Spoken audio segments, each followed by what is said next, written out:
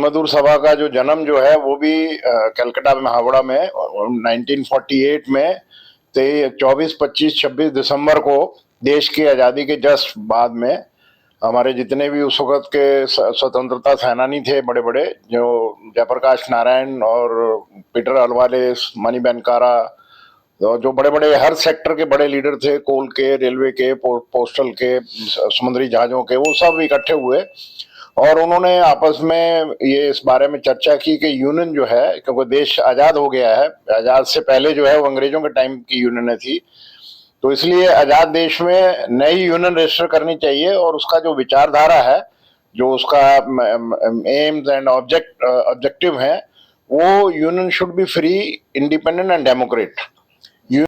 Union को worker बनाए, worker चलाए, अपनी मांगों का मांग पत्र खुद बनाए, अपने संघर्ष की तैयारी खुद करे, किसी के दबाव में, किसी के निर्देशों पर यूनियन काम ना करे। इस आइडियोलॉजी के चलते हुए जयप्रकाश जी ने अध्यक्षता करी और वो जो यहाँ पर गठन हुआ, आज 75 साल हम पूरा कर चुके हैं।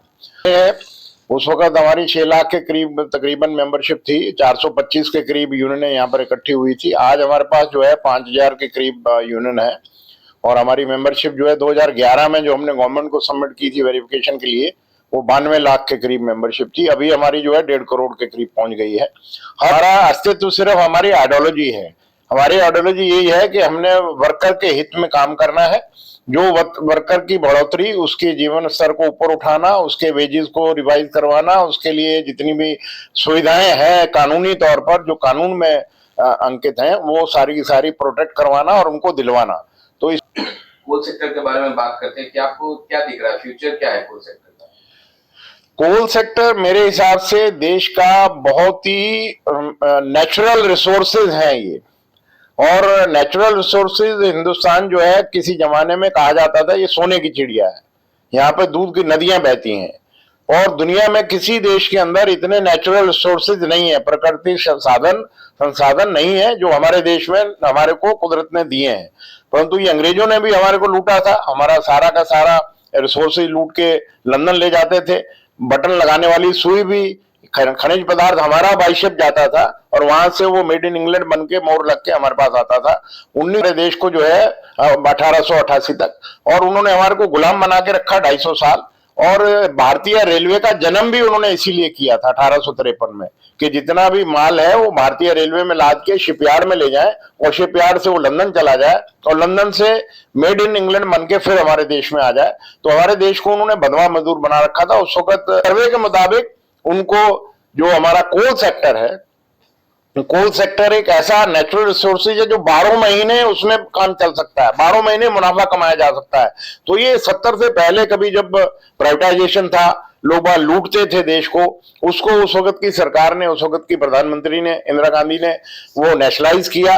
नेशनलाइज करने के बाद कोयले का उत्पादन इतना हुआ कि हमारे देश के अंदर घर घर में बिजली पहुंचाने का काम सरकार ने किया, और अभी भी और भी जगह पर बिजली और जनरेट हो एनटीपीसी के थ्रू, जो जितने नेशनल थर्मल पावर हैं जो कोयले से चलते हैं, उसी से देश के अंदर जो है फैक्ट्रियां चलती हैं, उसी से हमारे देश का जगमगाता है। हर देश के घर में जो है लाइट है, आज बच्चे पढ़ रहे हैं उस लाइट के अंदर, पहले कभी दिए में पढ़ते थे। तो हमारे देश का निर्माण हुआ है, देश का निर्माण हुआ है। परंतु अभी लोग बागों का, पूंजीपतियों का, देश और विदेशी पूंजीपतियों का इतना दबाव है कि जहां पर ज्यादा मुनाफा और आने वाले 100 साल तक मुनाफा मिले, उस सेक्टर को गवर्नमेंट से वो चिन्हित करके चुन चुन कर खरीदना चाह रहे हैं। तो इसलिए कोल का भविष्य मेरे, उसके चलते हुए भविष्य मेरे को ठीक नहीं लग रहा है, क्योंकि सरकार की नीति ऐसी है कि आपकी खड़ी माइंस जो मुनाफा कमा रही थी, जिसके पास बहुत बढ़िया खनिज पदार्थ, कोला नीचे जमीन में बहुत है, नेचर ने दिया हुआ, वो सारा का सारा प्राइवेट हाथों में देने का ये पॉलिसी बना रहे हैं।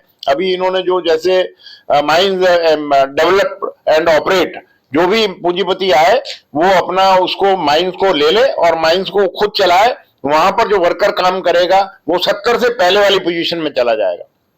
उसके सेहत का कौन ख्याल रखेगा, उसके आवर्स ऑफ एम्प्लॉयमेंट 8 घंटे से ज्यादा नौकरी लेगा, उसका एम्प्लॉय एम्प्लॉयर का रिलेशन रहेगा कि नहीं रहेगा, उसको मिनिमम वेज भी उसको मिलेगी कि नहीं मिलेगी, और उसका दवा दारू का इंतजाम भी होगा कि नहीं होगा, उसके बच्चों का पढ़ाई का भी वो पैसा देंगे कि नहीं देंगे। क्योंकि कोई भी पूंजीपति वो कहता है कि मेरी रिस्पॉन्सिबिलिटी नहीं है कि किसी मजदूर के बच्चे को पढ़ाई के लिए पैसा दिया जाए। वो कहते हैं कि हमारी ड्यूटी नहीं है कि हम किसी की इलाज के लिए पैसा दें, हम ये हमारी मालिक की ड्यूटी नहीं है कि हम उनको रहने के लिए घर के लिए कोई कंट्रीब्यूट करें। ये मालिक की ड्यूटी नहीं है पूंजीपति की कि उनको बुढ़ापे का सहारा, उनको पेंशन मिले, और अगर चोट लग जाए तो उनको कंपनसेशन मिले, उनकी जगह पर अनुकंपा पर उनके घर में जो भी पढ़ा लिखा बच्चा है या उनकी विधवा है उनको नौकरी मिले। ये प्राइवेट सेक्टर में कोई भी मालिक इस सोशल सिक्योरिटी में एक भी पैसा देने के लिए तैयार नहीं है, और मैक्सिमम प्रॉफिट जो है कमाकर वो अपने घर ले जाना चाहते हैं, बैंकों में ले जाना चाहते हैं, और 10%, 15%, मैक्सिमम 20% के अंदर सारी वर्कफोर्स को वो इसी में बांटना चाहते हैं, और उनसे मैक्सिमम प्रोटेक्शन लेकर खुद अमीर हो रहे हैं, और देश का जो आम जो मजदूर है वो गरीब हो रहा है। जो आपका सवाल है, मेरा अपना मानना यह है कि कोल इंडस्ट्री का जो हिंदुस्तान के अंदर आने वाला भविष्य जो है वो अंधकार में है, और उसमें प्राइवेटाइजेशन की तरफ गवर्नमेंट बढ़ रही है। हमारा प्रयास ये है कि गवर्नमेंट को इस रास्ते से रोका जाए, समझाया जाए। हमारा प्रयास है कि गवर्नमेंट टेबल पर आए और अक्रॉस द टेबल बात करे, और हम इन चीजों को प्राइवेटाइजेशन के खिलाफ है। हम नहीं चाहते हैं कि देश के अंदर जो नागरिक जिसके खून और पसीने से देश का निर्माण होता है वो बंधुआ मजदूर बन के काम करे, और उसको अपने बच्चे पालने के लिए भी उसको इतना वेतन ना मिले। लिहाजा इसके ऊपर हिंद मजदूर सभा दूसरे मजदूर संगठनों के साथ मिलकर हम एक ज्वाइंट स्ट्रगल चला रहे हैं। जो आप अभी जो कहा आपने कि कोल सेक्टर को अंधेरे के रास्ते पे देख रहे हैं, इसमें अंधेरे से उजाला में लाने के लिए एचएमएस का क्या रोल रहा है कोल सेक्टर? हमारा एचएमएस का हमेशा हर इंडस्ट्री को जिंदा रखने के लिए हमारा प्रयास रहता है। हम चाहते हैं कि इंडस्ट्री जो है वो जिंदा रहे, वहां पर जॉब क्रिएशन हो, नए जॉबों का सर्जन हो, बेरोजगारों को रोजगार मिले, जो एग्जिस्टिंग वर्कर हैं जो काम कर रहे हैं उसको प्रॉफिट में से उसका प्रॉपर शेयर मिले, ताकि उसका भी जीवन का स्तर जो है वो सुधरे। तभी कंट्री जो है वो डेवलप होगी। अगर देश के आम नागरिक का जीवन स्तर ऊपर नहीं होगा तो हम डेवलप नहीं हो सकते हैं। तो लिहाजा हमारे प्रयास है हिंद मजदूर सभा का यही है कि हम जो भी सरकार है जो आम देश के नागरिक के वोट से चुनी जाती है उस सरकार को हम अक्रॉस द टेबल बैठकर लॉजिकली उनको समझाने का काम करते हैं। अगर सरकार नहीं मानती है तो हमारा लास्ट रिजॉर्ट है कि हम फिर मिलकर, जो वर्कर के पास एक आखिरी हथियार है वो है राइट टू स्ट्राइक का, हम फिर हड़ताल पर जाएंगे। हालांकि हम नहीं चाहते हैं कि हम कोई भी किसी भी इंडस्ट्री में हड़ताल हो, क्योंकि वो हमारी रोजी रोटी है, वो हमारे देश का एक नेशनल रिसोर्सेज है, उसके उत्पादन से देश तरक्की करता है, उसके अंदर कोई बाधा है। परंतु अगर सरकार एडमेंट है, सरकार बेचना ही चाह रही है देश को, तो फिर हमारे पास कोई दूसरा चारा नहीं है। फिर हम एक लंबी लड़ाई की तैयारी कर रहे हैं, और लंबी लड़ाई के ऊपर जाने का आगे का रास्ता भी हमारा साफ है। सर, इससे जो अभी इंटरनेशनल यूनियन मतलब जितने भी लेबर ऑर्गेनाइजेशन है सामने आए लोग, ये आईएलओ क्या सोचता है सर इंडिया के लेबर के बारे में या ऑर्गेनाइज सेक्टर के बारे में? आईएलओ को क्या रोल होने वाला है? इंटरनेशनल लेबर ऑर्गेनाइजेशन जो है वो देश के 188 कंट्रियों का एक समूह है। उस इंटरनेशनल लेबर ऑर्गेनाइजेशन में त्रिपक्षीय उसमें रिप्रेजेंटेशन है, उसमें गवर्नमेंट भी रहती है 188 कंट्री की, उनके जितने एम्प्लॉयर हैं उनके रिप्रेजेंटेटिव भी जाते हैं, जितने वर्कर हैं उनकी यूनियनों के रिप्रेजेंटेटिव भी जाते हैं, और वो त्रिपक्षीय वार्ता है। उसमें बैठकर किस तरीके से देशों की तरक्की हो, किस तरीके से उद्योग जो है वो पनपे और ज्यादा फलें, और उसके उद्योग में काम करने वालों को उनका शेयर कैसे मिले, उनके जो हक हैं, जो उनका मिनिमम वेज है, जो उनका काम का घंटा है, जो उनको उनके सेहत का ख्याल रखने के लिए क्या क्या प्रिकॉशन लेने हैं, और उनके बच्चों का एजुकेशन हो, तो ताकि वो भी डेवलप तभी होता है कंट्री जब चारों तरफ से तरक्की हो। ये नहीं कि भी सिर्फ पूंजीपति तरक्की करते रहे, परंतु अभी दुनिया के अंदर पूंजीपतियों का बहुत दबदबा है। तो पूंजीपतियों के दबदबा होने की वजह से मेजोरिटी वर्ल्ड के अंदर आईएलओ में उनका मालिकों का जो समूह है वो ये कोशिश करता है कि हमारे राइट टू स्ट्राइक के ऊपर हमला हो जाए, कि आप हड़ताल पे नहीं है, आपको कोई अधिकार नहीं है हड़ताल पे जाने का। काम के ऊपर भी वो आजकल जो पूरे दुनिया के अंदर जो है वो एक फैक्ट्री में काम नहीं होता है कि एक फैक्ट्री में सारी चीजें बने, वो डिफरेंट फैक्ट्रियों में काम करते हैं और उसको असेंबल लाइन में लाकर असेंबल एक अलग अलग करता है। तो इसलिए जहां जहां पर भी वो, जिनको हम चैन सप्लाई बोलते हैं, वो चैन सप्लाई के अंदर जितनी भी इंडस्ट्रीज हैं, एसेसरीज जो काम बनाती हैं, उसके अंदर जो वर्कर काम करता है वो बंधुआ मजदूर के तौर पे काम करता है। उनको यूनियन नहीं बनाने देते। उनका फ्रीडम ऑफ एसोसिएशन जो है, ये आईएलओ का कन्वेंशन है 87, कि हर मजदूर को अपनी यूनियन बनाने का और यूनियन का मेंबर बनने का उसका फंडामेंटल राइट है। और एक जो कलेक्टिव बार्गेनिंग, सामूहिक सौदेबाजी होती है, वो आईएलओ कन्वेंशन है 98। क्योंकि अकेला वर्कर जो है मालिक से डायरेक्ट बात नहीं कर सकता, उससे बात करनी है तो यूनियन की आवश्यकता है। और अगर यूनियन बनेगी तो जितने भी मजदूर के और इंडस्ट्री को चलाने के जो भी टर्म्स एंड रेफरेंस हैं, जो भी वार्ता है, वो सामूहिक तौर पर होती है, कलेक्टिव बार्गेनिंग होती है। जितनी ताकत वर्कर की होगी उस ताकत के हिसाब से यूनियन के रिप्रेजेंटेटिव मालिक के रिप्रेजेंटेटिव से बात करेंगे, और हर इश्यूज के ऊपर आफ्टर डेलिब्रेशन, काफी बहस के बाद ही समझौता होता है। तो लिहाजा उसके ऊपर भी अटैक है। कोई मालिक आजकल नहीं चाहता है कि ये वर्कर यूनियन बनाए, कोई मालिक ये नहीं चाहता है कि उनके सामने कोई त्रिपक्षीय वार्ता से कलेक्टिव बार्गेनिंग हो। कलेक्टिव बार्गेनिंग नहीं होनी चाहिए, बाइपार्टाइट भी ना हो, द्विपक्षीय भी ना हो, त्रिपक्षीय भी ना हो। और वो चाहते हैं इंडिपेंडेंट वर्कर एम्प्लॉयर को ये राइट मिल जाए हायर एंड फायर का, जब वर्कर को रखना हो रखे, जब वर्कर को किक आउट करना है किक आउट कर दे, और वो बंधुआ मजदूर की तरह से काम करे। उसके ऊपर कोई भी उसके राइट के लिए यूनियन कोई नेगोशिएट ना करे। ये पूरा वर्ल्ड ओवर में ये एक वातावरण बना हुआ है। और आईएलओ क्योंकि एक त्रिपक्षीय वार्ता का प्लेटफॉर्म है, और आईएलओ हमेशा वर्कर के हित में बात करता है, इंडस्ट्री के हित में बात करता है। वो कहता है इंडस्ट्री भी नहीं बंद होनी चाहिए, वर्कर का हित भी नहीं खत्म होना चाहिए, मालिक भी जो मार्जिन ऑफ प्रॉफिट है वो उतना रखे जितना मालिक को प्रॉफिट मिलना चाहिए। परंतु हमारे यहाँ पर अभी पूरे दुनिया में ऐसा माहौल है कि हर एक एम्प्लॉयर ये चाहता है कि 90% प्रॉफिट लेके चला जाए, 10% सिर्फ वर्कर को दे। वर्कर जो है वो बंधुआ मजदूर रखे, उसकी नौकरी पक्की ना हो, उसको जो भी सुविधाएं एक ऑर्गेनाइज सेक्टर लेके देता है, वो इनफॉर्मल सेक्टर में जो स्कैटर्ड वर्कर हैं उनको मालिक कोई देने के लिए तैयार नहीं है। तो लिहाजा आईएलओ का भी इस वक्त जो पोजीशन है वो बहुत क्रिटिकल है, क्योंकि आईएलओ ने अभी टोटल 60 के करीब आईएलओ कन्वेंशन बनाई है। हमारे देश में भी हमने 47 उसको रेटिफाई की है। उस जो कन्वेंशन है 87, 98 हमारे देश में अभी तक रेटिफाई नहीं हुई है। हमारे देश का कहना यह है कि हमारे पास नेशनल लेबर लॉ जो है उसी के अंदर हमने ये प्रोविजन किया है कि हर मजदूर को यूनियन बनाने का अधिकार है, उसको अपनी वार्ता करने के लिए, सामूहिक सौदेबाजी के लिए कलेक्टिव बार्गेनिंग का अधिकार है। लिहाजा उन्होंने अभी इसको रेटिफाई नहीं किया है। डोमेस्टिक वर्कर जो घरों में काम करती हैं उसकी कन्वेंशन 81, 89 है, उसको भी अभी इन्होंने रेटिफाई नहीं किया है। परंतु आईएलओ ने बहुत अच्छे काम कर दिए हैं कि जैसे वर्कर का जो ऑक्यूपेशनल हेल्थ एंड सेफ्टी है उसको उन्होंने फंडामेंटल राइट बना दिया है। अभी पिछले 2022 में ये आईएलओ में बहस होने के बाद काफी बहस हुई उसमें मैं खुद मौजूद था, और उसमें अंत में वर्कर का उसमें जो है पलड़ा भारी रहा और मालिकों को मानना पड़ा।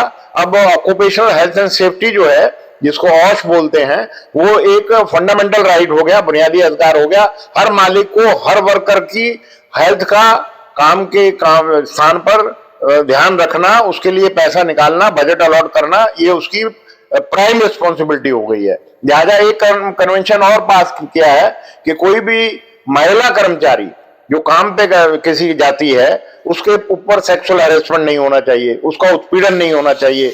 हमारी सोसाइटी में भी, घर में भी कहीं उत्पीड़न नहीं होना चाहिए। तो ये आईएलओ अभी पूरा प्रयास कर रहा है कि भी वो इस तरीके से पूरे दुनिया के अंदर ऐसा माहौल बने कि भी दुनिया के अंदर ऐसा माहौल बने कि भी उसमें हर वर्कर का राइट मिले, एम्प्लॉयर को जो है उसका जो प्रॉफिट है वो प्रॉफिट उसको जो मिलना है वो उसको प्रॉफिट मिले। ये अभी आईएलओ इस तरीके के रोल में है। परंतु हमारे हिसाब से अभी आईएलओ का जो जिस तरीके का रोल होना चाहिए, जो वर्कर का जो हित है, जो वर्कर के राइट्स हैं वो उसको मिले, परंतु उसमें अभी आईएलओ सफल नहीं हो रहा है। आईएलओ का प्रयास जारी है। यूएन असेंबली जो है वर्ल्ड के अंदर जो है 200 कंट्री जिसके मेंबर है, वहां पर भी ऐसे समझौते हुए हैं। हर दुनिया की सरकार ये चाहती है कि उसके देश के अंदर से गरीबी खत्म हो जाए, हर आदमी जो है वो जिंदा रहने के लिए उसका लिविंग ऑफ स्टैंडर्ड ऊपर हो जाए, कोई भी बच्चा जो है वो चाइल्ड लेबर ना रहे। जब बच्चा जो है स्कूल में जाए, स्कूल सरकार बनाए, उसकी एजुकेशन फ्री हो, उसका चुनी हुई सरकार की रिस्पॉन्सिबिलिटी है कि उसको हायर क्लासेस तक बच्चे को फ्री एजुकेशन मिले। तो उसके अंदर हंगर जो भूख है वो कि हर देश के अंदर को भूखा ना मरे, भूखा ना मरे, तो इसलिए सरकार की जिम्मेवारी है कि वो भूखा ना मरे, तो उसको पेट में आने जाना चाहिए जब तक काम नहीं मिलता है। तो हमारी मांग ये भी रहती है कि जिसको अगर रोजगार नहीं दे रही सरकार, तो उसको अनएम्प्लॉयमेंट अलाउंसेज मिलने चाहिए। जब तक उसको नौकरी ना मिले, सरकार उसको डिप्लॉय ना करे, तब तक उसको अपने आप को, अपने परिवार को जिंदा रखने के लिए अनएम्प्लॉयमेंट अलाउंसेज मिलने चाहिए। वो अभी सरकार उसमें एग्री नहीं कर रही है, परंतु सरकार ने अभी 82 करोड़ को 5 साल के लिए 5 किलो गेहूं या 5 किलो चावल और 1 किलो दाल देने के लिए डिसीजन कैबिनेट का करके सर्कुलेट कर दिया है। पहले 5 साल से दे रहे हैं, अभी आने वाले आगे भी 5 साल दे रहे हैं, पर हम इसका विरोध कर रहे हैं कि आप देश के नागरिक को 2 हाथ को काम दीजिए, फ्री राशन देना बंद कीजिए, उनको गरीबी रेखा से ऊपर उठाइए, ताकि देश जो है वो तरक्की करे, उनका कंट्रीब्यूशन देश के विकास में हो, हमारा जीडीपी इंक्रीज हो। जीडीपी इंक्रीज होगा तो हम भी दुनिया के अंदर कंपीट करेंगे, हमारा देश भी जो है वो संपन्न देश हो जाएगा। ऐसा हमारा हिंद मजदूर सभा की सोच है। सर, आपने जो ये कहा सर, जो फूड सिक्योरिटी से लेकर जो गवर्नमेंट जो कर रही है, इसमें आप बोले कि काम दो, लेकिन काम मिलने के बाद भी वर्कर को एक किसी के हिसाब से पैसा नहीं मिला, इसके ऊपर क्या कहना है? उसमें देखिए, एक वर्कर को 8 घंटे मैक्सिमम काम एम्प्लॉयर ले, और 8 घंटे के बाद उसको कितना वेतन मिलना चाहिए, उसका हमारे से जो हमारा इंडियन लेबर कॉन्फ्रेंस है, जो हमारा 15th इंडियन लेबर कॉन्फ्रेंस था, उसके अंदर हमारे यूनियन की तरफ से वर्कर साइड से मांग रखी गई थी कि हमारा मिनिमम वेज फिक्स होना चाहिए। वो मिनिमम वेज फिक्स करने के लिए उसमें साइंटिफिक फॉर्मूला बना था कि एक वर्कर को जिंदा रहने के लिए उसको जो कितनी कैलोरी इनटेक होनी चाहिए, 2700 कैलोरी इनटेक होनी चाहिए, उसको 2700 कैलोरी इनटेक होगी, ताकि वो स्वस्थ रहेगा और वो अपने जहां पर भी काम करेगा अपनी ताकत को स्वस्थ रखते हुए अपनी जितनी पावर सोर्सेज, हाउस पावर उसके अंदर है, उससे वो निर्माण करेगा। निर्माण करने से देश की तरक्की होगी। ये एक फैसला था, परंतु सरकार ने वन साइडेड एक कमेटी बैठाकर उन्होंने कहा कि अभी मशीनीकरण हो गया है, न्यू टेक्नोलॉजी आ गई है, तो अब उसका सेहत का, शरीर का इतना योगदान नहीं रहा है, तो लिहाजा उसकी जो इनटेक है कैलोरी जो है वो 2700 से वो 2400 और 2200 कर दिया जाए, जिसका हमने विरोध किया है। उसके मुताबिक वो बाकायदा रेट लिए जाते हैं होल मार्केट से कि गेहूं क्या भाव है, चावल क्या भाव है, दही क्या भाव है, मक्खन क्या भाव है, मछली क्या भाव है, पनीर क्या भाव है। वो एक इंसान जो खाएगा, एक फैमिली के अंदर 3 यूनिट माने गए हैं, हस्बैंड, वाइफ और 2 बच्चे। ये सुप्रीम कोर्ट ने इसके ऊपर जजमेंट दिया कि हर इंसान का सिर्फ पेट भरना ही एक एम नहीं होना चाहिए, उसने कपड़े भी पहनने हैं, उसने अपने बच्चों को पढ़ा लिखा कर शादियां भी करनी है, उसकी सामाजिक रिस्पॉन्सिबिलिटी भी है। तो जो टोटल एमोलमेंट बने उसका 27.5% और ऐड कर दिया जाए उसमें। उसके हिसाब से आज की तारीख में उस फॉर्मूले का जो हमने लास्ट एग्रीमेंट किया था गवर्नमेंट से, वेज एग्रीमेंट 7वां वेतन आयोग, उसमें मिनिमम हमने मांगा था 26,000 रुपया मिनिमम वेज, परंतु गवर्नमेंट ने हमारे को 18,000 दिया था। 18,000 जो दिया था फार्मूला हमारा ही है, परंतु उसने कहा था कि हमारे जो रेट है वो रेट जो है वो तो होलसेल मार्केट के नहीं है, आप दूसरे महंगे रेट लेके आए हो, लिहाजा होलसेल मार्केट जो गवर्नमेंट लाई है वो गवर्नमेंट के होलसेल से 18,000 बनता है। तो 2016 से 18,000 हम ले रहे थे। आज की तारीख में अगर उस वेतन को रिवाइज किया जाए महंगाई को देखते हुए तो वो 30,000 रुपया बनता है। आपके बगल में बैठे हुए हैं श्रीकांत पांडे जी, जो जनरल सेक्रेटरी में स्टेट के, और साथ में NCWA जो हम लोग का नेशनल कोल वेज एग्रीमेंट होता है, जो रिसेंटली कुछ 6-7 महीना पहले पास हुआ। तो आप NCWA को किस हिसाब से देखते हैं? क्या वो यूनियन की लेवल में खड़े उतरी है? क्या नेगोशिएशन ठीक से हुआ है या फिर उसके कुछ और भी कुछ हो सकता है? नहीं, जो नेगोशिएशन हुआ है वो बहुत ही अच्छा नेगोशिएशन इन्होंने किया है। उस नेगोशिएशन से मेरे ख्याल से देश के अंदर जितने भी सेक्टर हैं जो गवर्नमेंट के कंट्रोल में हैं या PSUs हैं, उनका हाईएस्ट वेज एग्रीमेंट हुआ था। और हाईएस्ट वेज एग्रीमेंट जो है लॉजिकली हुआ था, कोई जबरदस्ती नहीं करी थी कि भाई कितना प्रॉफिट, कितना आउटर्न जो कोल में बढ़ा है और जितना प्रॉफिट उसका बढ़ा है, उस प्रॉफिट में से वर्कर को जो कमाने वाला है, उस प्रॉफिट को बनाने वाला है, उत्पादन देने वाला है, उसका शेयर भी ईमानदारी से उसको मिले। तो इनका बाई नेगोशिएशन में, क्योंकि खुद उसके मेंबर हमारे HMS को रिप्रेजेंट कर रहे थे कामरेड शिवकांत पांडे, ये भी खुद उसमें कंट्रीब्यूट कर सकते हैं। मेरे हिसाब से वो बहुत ही एक अच्छा वेज एग्रीमेंट है जो आम देश के दूसरे सेक्टरों को भी एक रास्ता बताता है कि अगर कंपनी, इंडस्ट्री फायदे में है, मुनाफे में है, तो उसका शेयर वर्कर को ट्रांसफर होना चाहिए। और वो लागू भी हुआ है। उसमें अभी कुछ इश्यूज बचे हुए हैं जिसके ऊपर कमेटियां बन गई हैं। उस कमेटियों में एचएमएस भी अपनी पूरी भागीदारी निभा रहा है और हमारा प्रयास ये रहता है कि हम डिवाइड ना हो, वर्कर डिवाइड ना हो, लिहाजा मिलकर चलें। तो ये भी कोल के अंदर इनकी भी ज्वाइंट एक्शन कमेटी बनी हुई है। पहले खुद बैठते हैं, खुद आपस में डिस्कस करते हैं क्या हमारे को मांग करनी चाहिए, कैसे उसको अचीव करेंगे, गवर्नमेंट नहीं देगी तो फिर हमारा क्या रोल होगा, ये सारा सोच समझ के आगे चल बढ़ते हैं। और मेरे ख्याल से दूसरे इश्यूज भी जो पेंडिंग है वो इनकी अपनी सूझबूझ से उनको भी निपटाने का काम करेंगे। बहुत बहुत धन्यवाद सिद्धू जी। आखिरी बार मैं लास्ट में इसको ऐड कर देता हूँ कि आप जहाँ भी हैं या कुछ 250 साल पहले कोयले का पहला आविष्कार हुआ था और जहाँ से पूरा देश भर में ये इंडस्ट्री फैला, तो इस इंडस्ट्री के सभी वर्करों की तरफ से आपको इस पैनल में स्वागत है।